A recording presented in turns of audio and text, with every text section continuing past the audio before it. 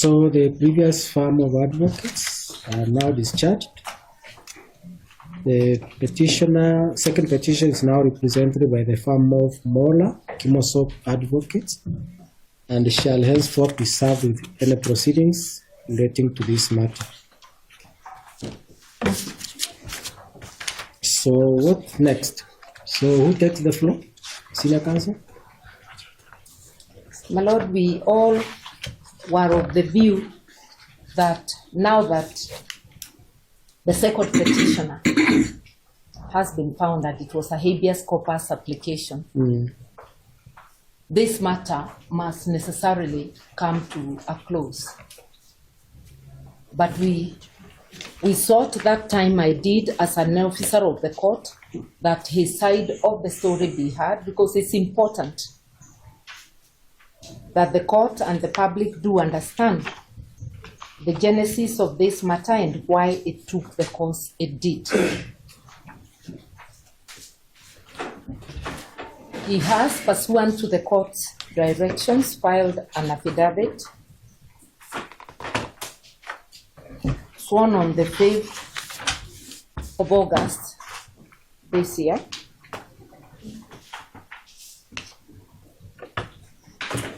in which he explains the circumstances that drove him into hiding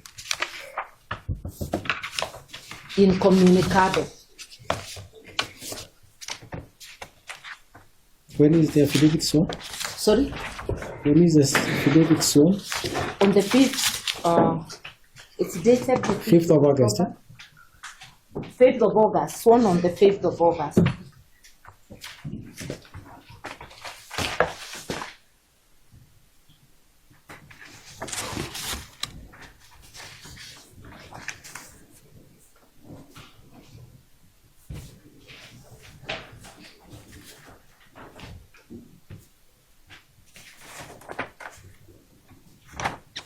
That affidavit has been served? It was, I believe so. It was served. Mr. Mola confirmed that it was served on all concerned.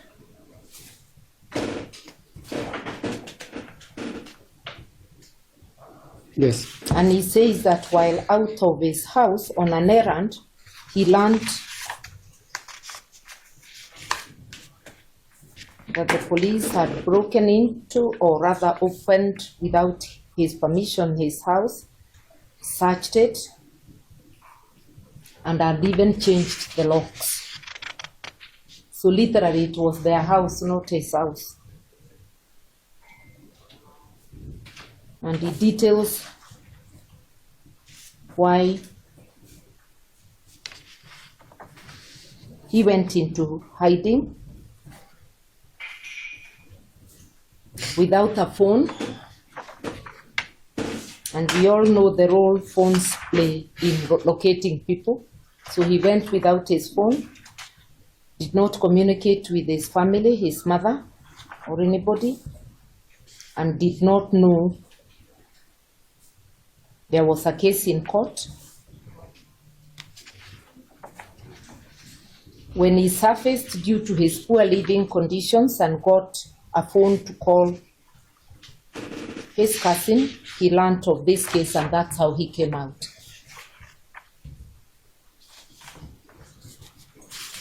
And it does indicate, because of the previous incidents of police abductions,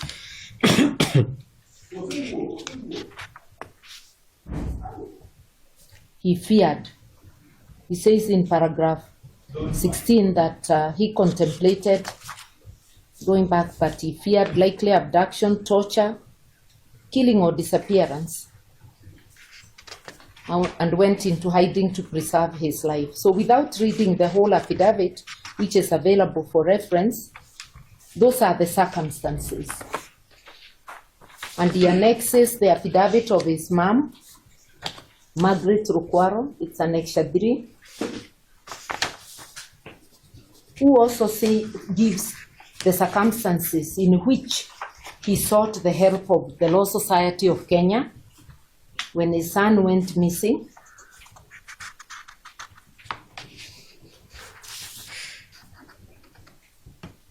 He was in a state of distress, mentally broken, psychologically, she was in a state of distress. And he also describes her son when she came from custody, from hiding, broken, physically distressed, and psychologically tortured by the circumstances. So in other words, in a nutshell, the mother of Ndiyangui, when going to the Law Society, had reasonable apprehension, which any mother acted the way any mother or reasonable parent would. And also the second petitioner, by going into hiding, the way he relates in his affidavit, it was the way any reasonable person would answer.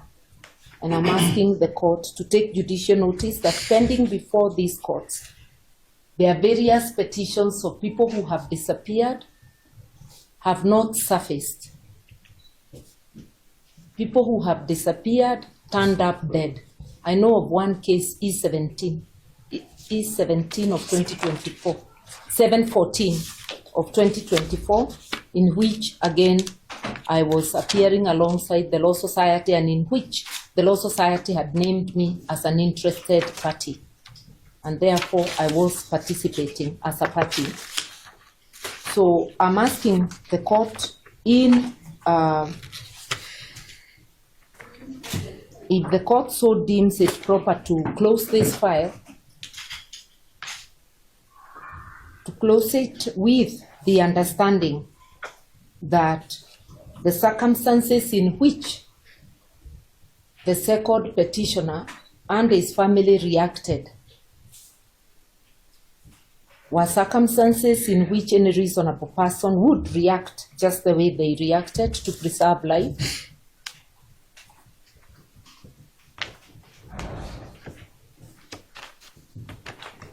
And therefore, to give them that indulgence. We want to thank the court because it gave protective orders. We have had cases of abuse of powers of arrest.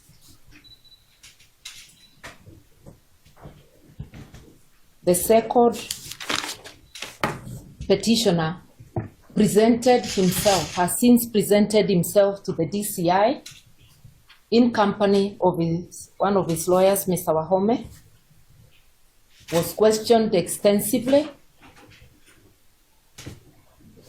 His properties, especially electronic gadgets, listed in this case as exhibits from and admitted to have been taken away by the officers who searched his house. We have had occasion to refer to them, are still in police custody.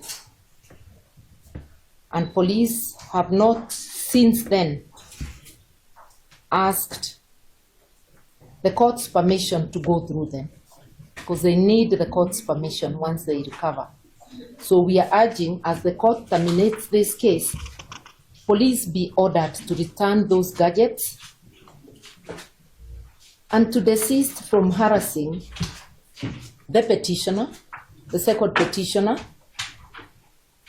Being a law-abiding citizen, anytime they require him, he will be available. And he has a fixed address, care of his lawyers. So I do hope my learned junior, Mr. Marwa, will be confirming, undertaking that there will be no harassment in the form of arrests over this very same matter for which he has recorded a statement. Nimemaliza, you can respond fully. I've finished.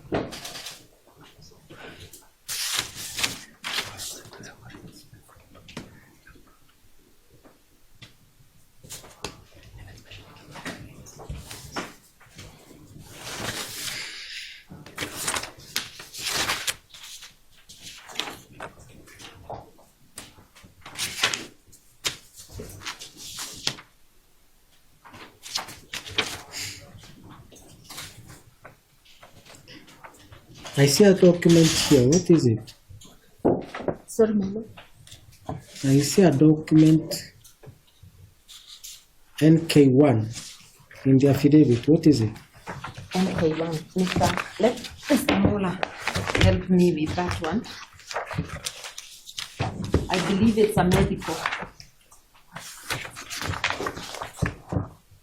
Yes. It is a psychological evaluation report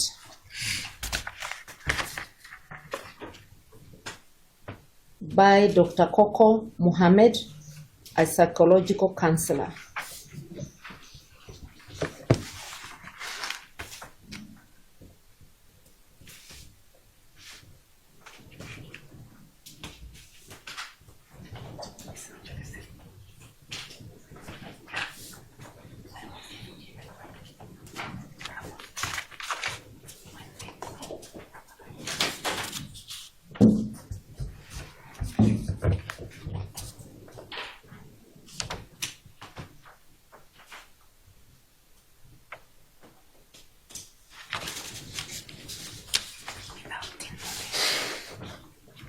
Mr. Mola, is it the way it is attached here? Is it the one dated 4th of August?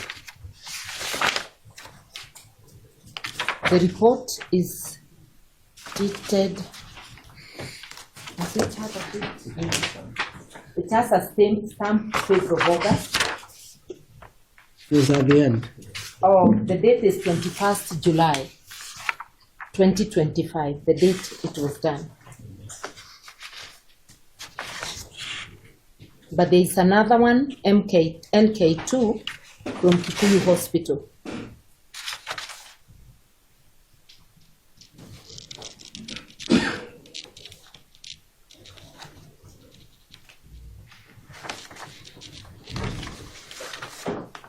which is dated 4th of August. That's a second one.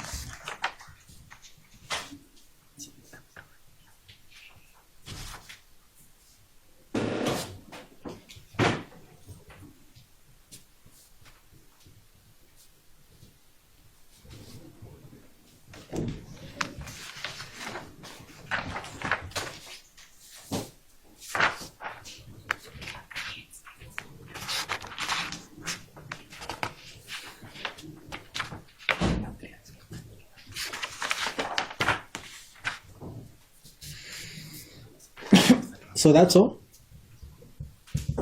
That's all from us, only to alert the court that the annexure marked FM1, which is one of the last annexures, lists the properties in the custody of the police. Yes. And it's their own document. Yes.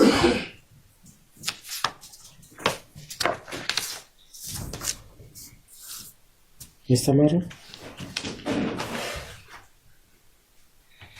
Your Lordship, on behalf of the first to the sixth respondents, Yes.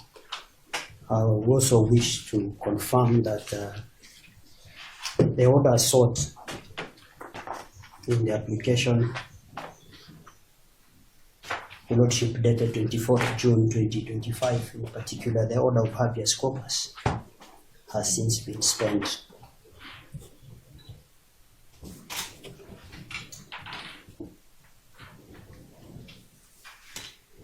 Your Lordship, we are lucky that the body produced himself, and the body has since sworn an affidavit that contradicts the content of the petition. Be that as it may, Your Lordship, we will be requesting this court to close this particular file.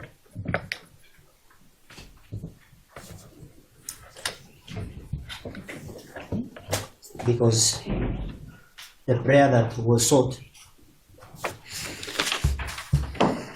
Your Lordship, has since been obeyed. However, Your Lordship, my learned senior,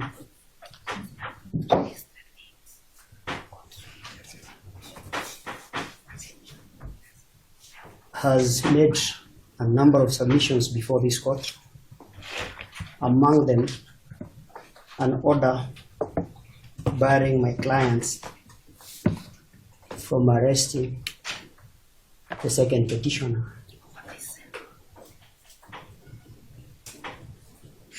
Your Lordship, we are opposed to those submissions. Just a minute.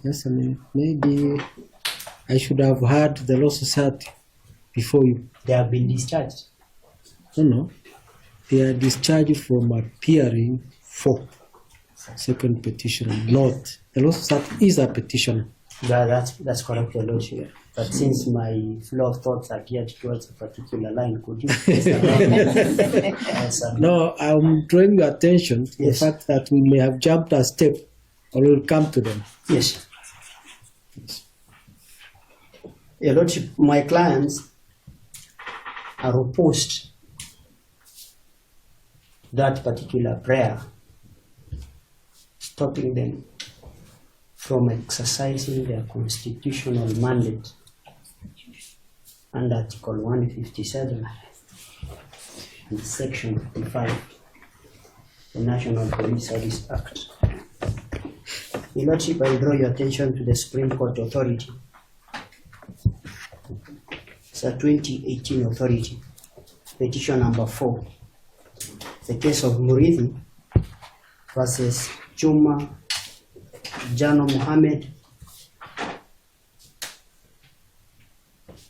In this case, Your Lordship, the court said an application for an habeas corpus cannot be contemporaneously heard with any other claim for an alleged violation of fundamental rights, and to the extent that an order of habeas corpus has been issued and determined, the Honorable Court, and addressing this court, lacks jurisdiction to hear and determine any other issue. Any other issue, Your Lordship, is my emphasis point. Your Lordship, as you In which close, decision? the decision is Murithi Double I or single I? Double I. He was suing as a representative of the estate versus Jane Mohammed. Petition 441 of 2018. I'm still looking for. I shared this copy with the court. Petition 41 of Court does 2018. not keep files, Mr. Mo. Let me check whether it is here. Your Lordship, I can No. Let me just check. provide a copy. Let me check if it is here. Yes, the submissions. It is in the submissions to my peer.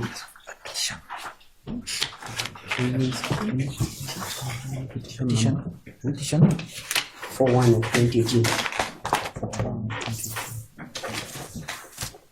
It was delivered on 30th June 2023.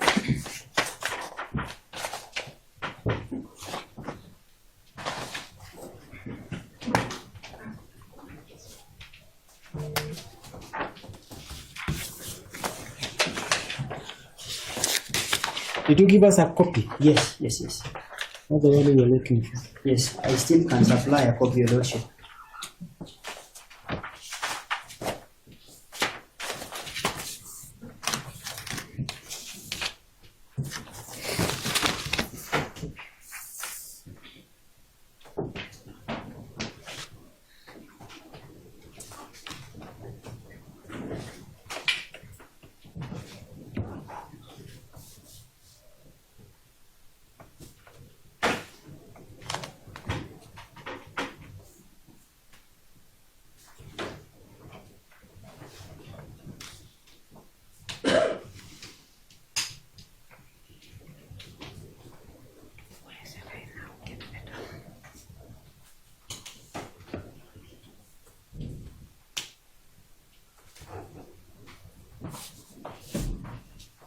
Yes.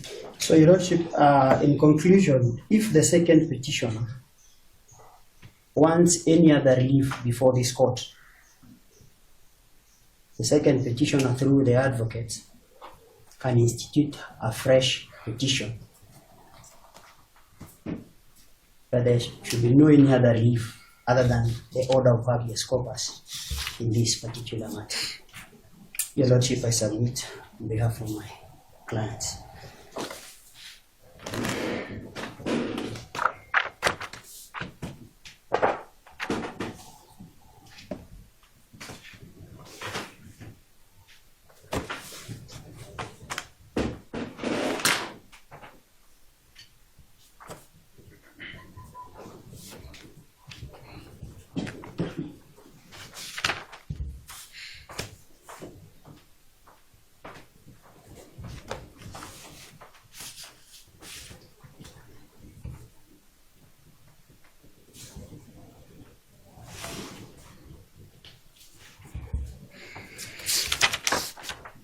Thank you, Law Society.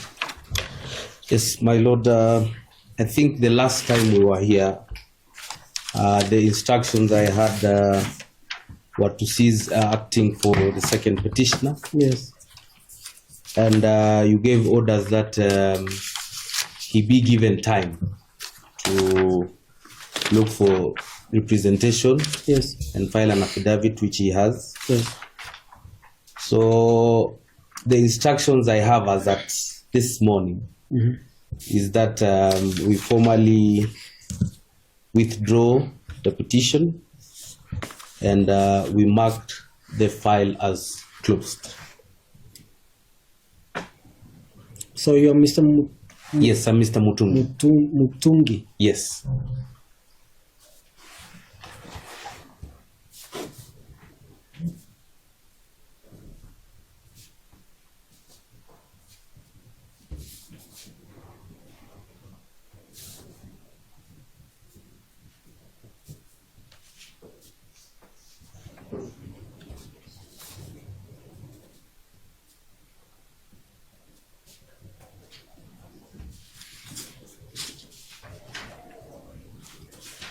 Okay.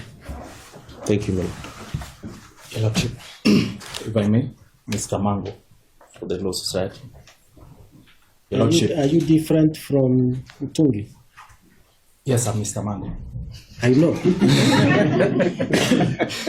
Yes, Your Lordship. Just briefly, Your Lordship, in filing this petition, Your Lordship, the Law Society was enjoined by dint of Section 4B of the Law Society of Kenya Act, which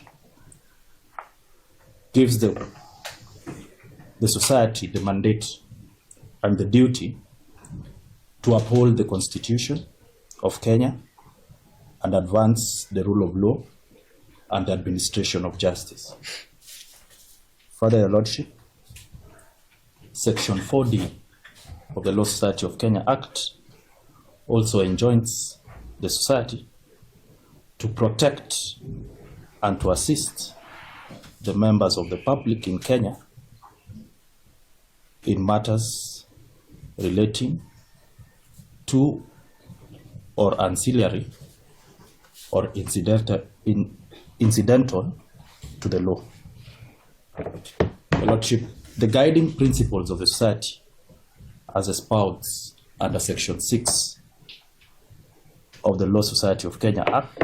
Are you advancing anything different from what No, Mr. Your Lordship. has told us?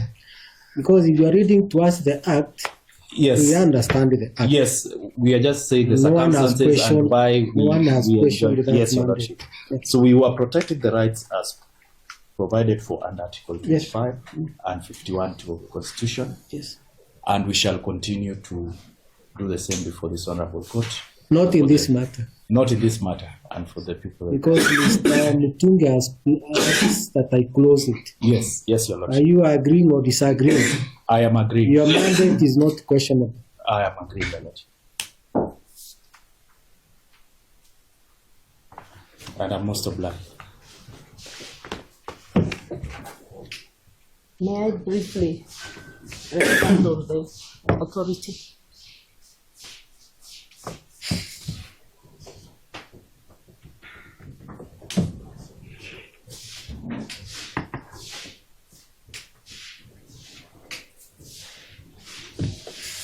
Yes, Senior Counsel. My Lord, the authority cited does not stop the court from issuing orders for release of properties. Maybe if we were asking for damages, he would be saying we now file a fresh suit, which we will in due course. But since the matters are before the court and the matters are admitted, we were just seeking for orders that they release what they are holding and that they do not use this occasion to harass. And those are not unusual orders. If they gave an undertaking for even 72 hours, we will have moved to file an application where they can bring their objections. And we are not in any way asking the court to stop police exercising the powers granted by the law. It's only preventing abuse. Why would you arrest a person who has already appeared in a station? It's just rampant abuse of police powers that we are seeking an undertaking that there will be no abuse of power in relation to our client who is already traumatized and the report is before the court. Otherwise, we are law abiding and we meet any charges brought by the prosecution if they so wish. Lordship, if you may permit me, for a minute. Can he reply to a reply? For a minute, Your Lordship. This is because of what the Law Society has, the application that has been made by the Law Society to formally withdraw the petition dated 24th June 2025. They are the drafters of this petition. And there is a rule that parties are bound by their pleadings. If you look at paragraph 49, Your Lordship, of the petition dated 24th June 2025, that an application for withdrawal has been made, I then, Your Lordship, do not. Which application? The application that the Law Society, who is the drafter, has made to withdraw this particular petition as it is. So the petition collapses with the orders therein because it's been withdrawn. And the court cannot now proceed, Your Lordship, and grant any other order because now the petition has been withdrawn as it is. So the court cannot grant an order outside the petition that has been withdrawn. I believe, Your Lordship, that is the position. We have appeared before you, and that has been an order that this court has made time without numbers. It has been withdrawn. So the court cannot grant an order outside this particular petition. Your Lordship, that is all.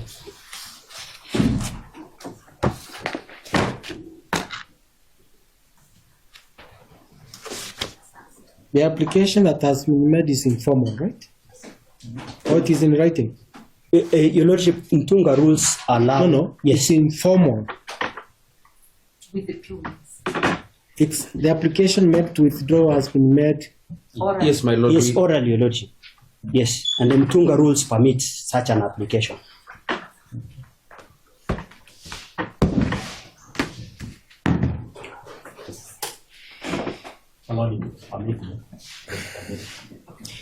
What is it again? Yes. There is just a minute. Senior counsel, there is a tradition that when a senior counsel speaks, that should really bring us to the end. May I then say for him, he just wanted to agree with the court that the Mutunga rules, Rule 27, may not allow for an oral withdrawal. You know, I know those rules. Those are the rules in this court. Yeah. And I really,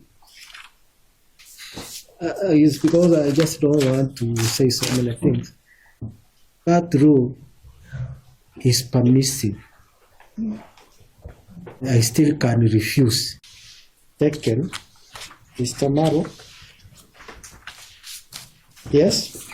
Your Lordship, regarding what was taken by the DCI, Yes. and if you look at our affidavit, in particular the affidavit of Itegi, we did agree because there is an annexure.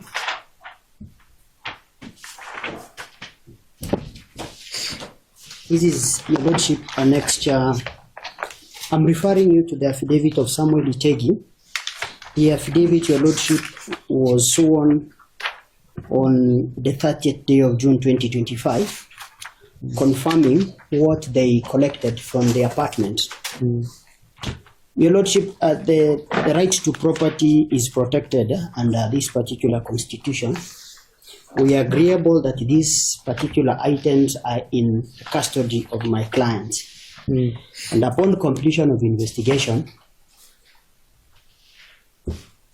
the second petitioner has a right and a duty to go and collect his items. We have disclosed that we are in possession of these items. They run from item number 1 to item 6. That is not contested, Your Lordship. What about 7? Yes, Your Lordship, item 7, correct. Yes, I have not seen the second page of the annexure. So that is not in contention, Your Lordship. Yes. And this was not pleaded in the petition, but we disclosed that we collected these things, so they will be returned to him upon completion of investigation. I do not know the extent of the investigation as of now, but upon completion, he has a duty to go and collect his items. When will he go? And who will ask him to go? Your Lordship, if you remember the order that you made last time, he has been going to the DCI. He has been going. Yes. He went only once. Maybe he knows. Let him finish, senior counsel. Yes, Your Lordship, he went, and I want to believe he can still go. It is a public office. And that's what I'm saying, he has a duty to go find out and ask for his property. His court is here also. Did he record a statement? Hello? Did he record a statement? I want to believe he did record a statement, Your Lordship. He did. Yes.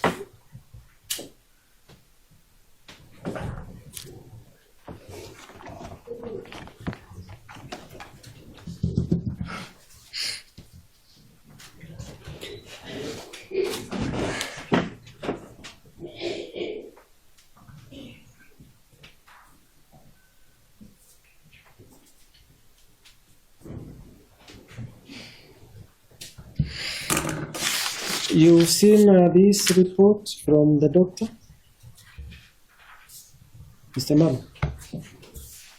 You've seen some report from the doctor? Your Lordship, I've seen this report, but I cannot confirm if it is from didn't ask an you. authentic doctor. Because I'm not a medical I expert, know, Your that's Lordship. one question I would never ask you to confirm. You're not a doctor. That's all I ask is you have seen it. Yes, I've seen. We see the contents, Yes, nothing more. yes. Yeah. Thank you.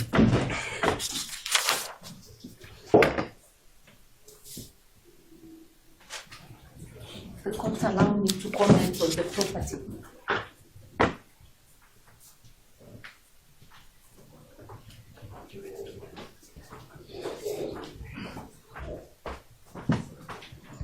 Yes.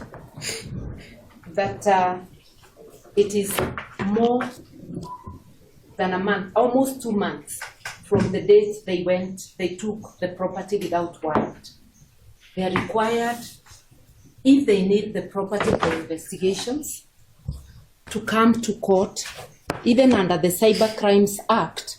If you take somebody's computers and gadgets, you go to court for permission to go and read the data. They have not done that.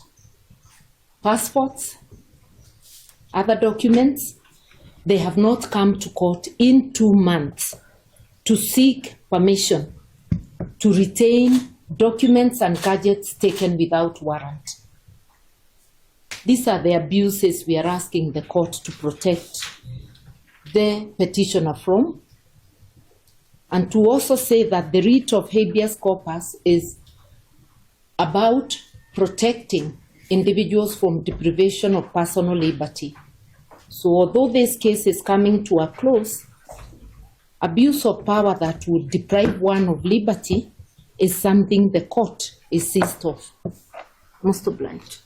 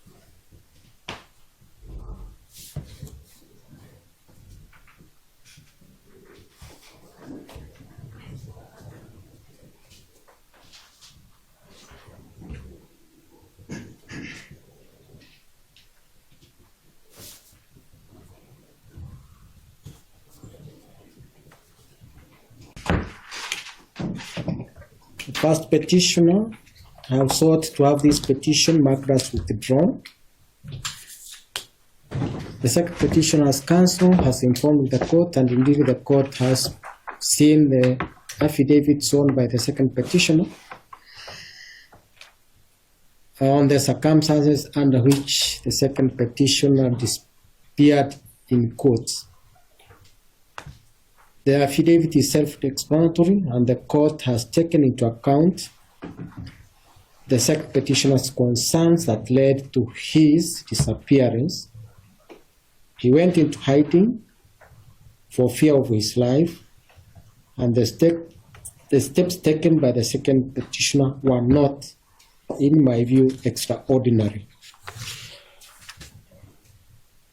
The court has also seen the affidavit sworn by the second petitioner's mother on the circumstances that led to her instructing the first petitioner, the Law Society of Kenya, to take up this matter on behalf of the second petitioner. The first petitioner, that the Law Society of Kenya, acted based on the instructions given to it by the second petitioner's mother or his family.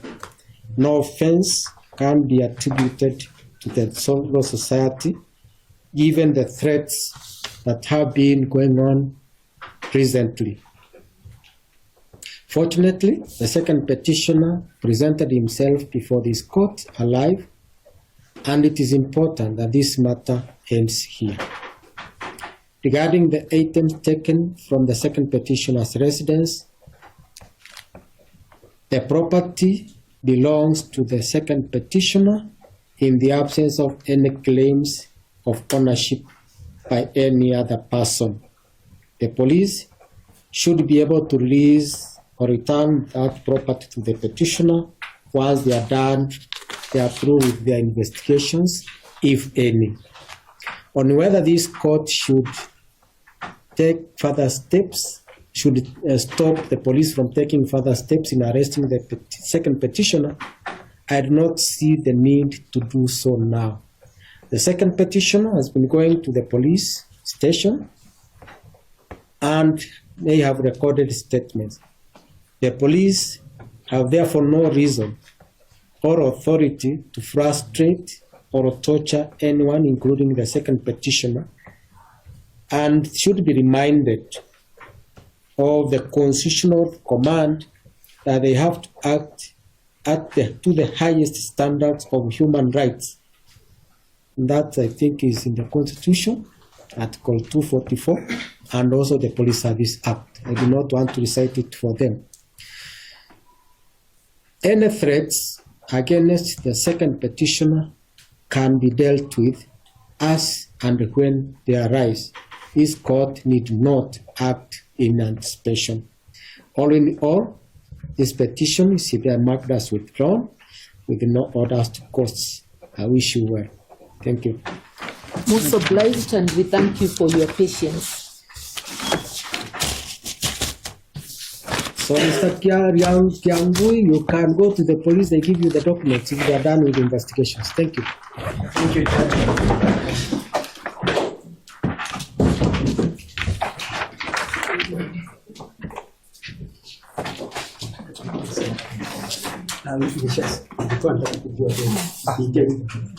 Maro, Yes. I expect you to whisper to them to behave accordingly. I hope I have their contacts. To the highest standard. Everything is relative. Depends on the person what are you saying?